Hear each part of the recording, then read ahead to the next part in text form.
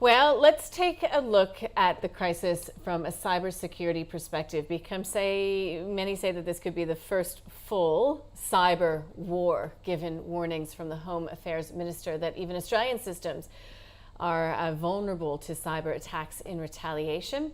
Let's welcome Lawrence Patrick. He's from Zirilio, and he's here with us live at the desk. Welcome, Lawrence. Thank you. Nice to see you. Glad to be here. What have you been seeing there at Zirilio? I mean, have you seen any increase in cyber attacks on foreign entities coming from Russia? Are we more vulnerable here now than we were pre this conflict? Well, I think in accordance with the official statements from the Australian Cybersecurity Centre, we concur that Australian organizations do need to be on a footing to have increased vigilance and be prepared for potential cyber attacks against Australian organizations. That may be surprising to some folks, but one of the things we did notice through the Zirilio Security Operations Center, ZSOC, was our team did notice an eerie quiet in the activity coming from Russia a few weeks ago. In the same way we saw these visuals of soldiers massing but sort of not attacking yet, just getting ready, we sort of saw the digital equivalent of that in terms of a marked decrease in activity coming from Russia.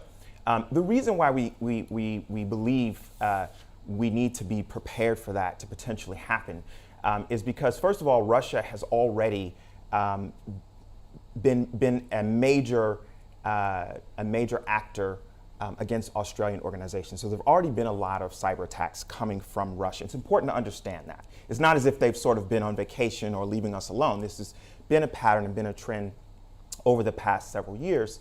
And they have very sophisticated capabilities. And we should be prepared in the same way that we would be prepared for any type of a physical threat.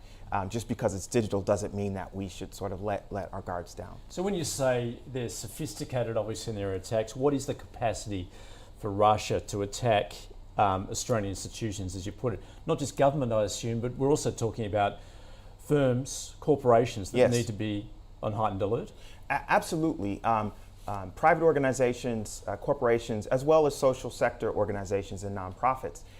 One of the alarming things we've seen, and I just gave a talk to the Australian Cybersecurity Centre last month on this topic, we're seeing an increase in asymmetric attacks, where we have nation state actors, essentially military-grade hackers, going after soft targets. Not banks, going after education and schools and hospitals and nonprofit organizations.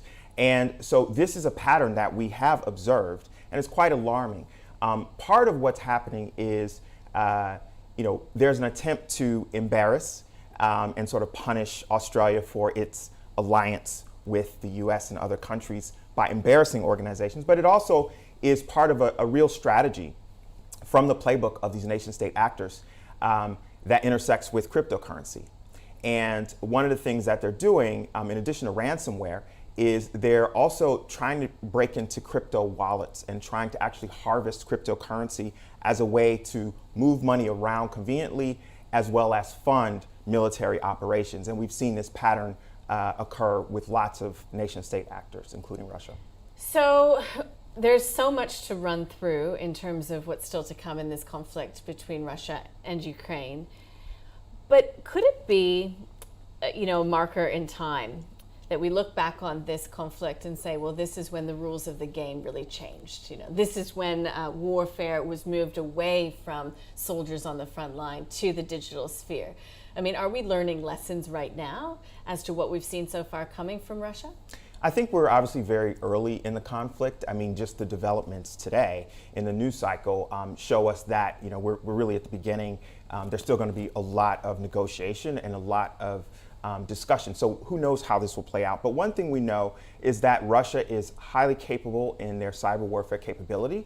They have a pattern and a track record of using that capability against both governments as well as soft targets and private organizations. So we absolutely should not be surprised if there is a chapter in this conflict that is very focused on the digital domain and cyber warfare. And it's not just one-way traffic, I assume. This is not just defence. Is it also attack as far as the US and perhaps even Australia is concerned?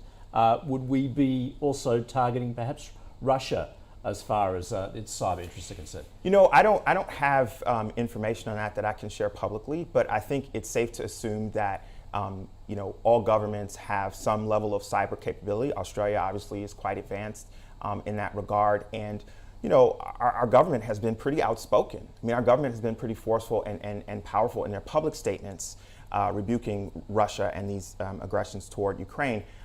So, you know, obviously I can't speak on behalf of the government, but I think it's safe to assume that this conflict is a pretty large-scale conflict. I think the point we want to make is that regular people, you know, CEOs, CFOs, people who run small businesses, people who are high-value targets, everybody with a crypto wallet. I mean, essentially, there are a lot of regular people who could get swept up in this and be targeted.